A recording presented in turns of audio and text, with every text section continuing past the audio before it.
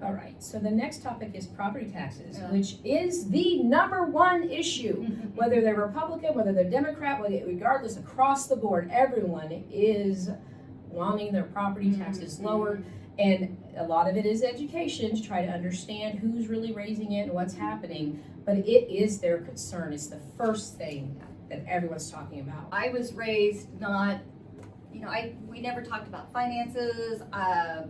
Honestly, I don't know if I've ever done my own taxes. I'd have a friend do it or my husband do it.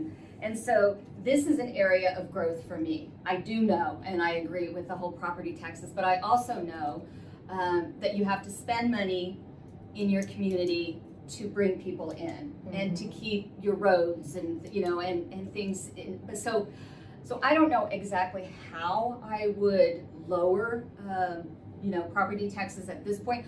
I agree that it would be great if it could be. I think too, one of the things I was listening to the other day is that if there is a way to make our property taxes lower, that it's something people will see and feel. It's not, like, oh, it was lowered $20 or whatever. It would be something that's substantial for people. And so just to say, well, we did it, this is what you wanted, and this is, so we lowered it $20. Well, no, that's not what people are wanting. Yeah. And so I don't have a specific plan. Again, that's an area of growth for me because And it's early. You have to remember. Yes.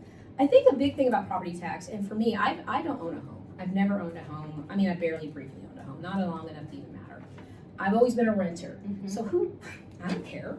It doesn't change my life any. My rent's not going to go down. Some of the things that have been thrown out there from like the tenants, unions and things like that is like legislation that would require landlords to lower your rent based on their property taxes.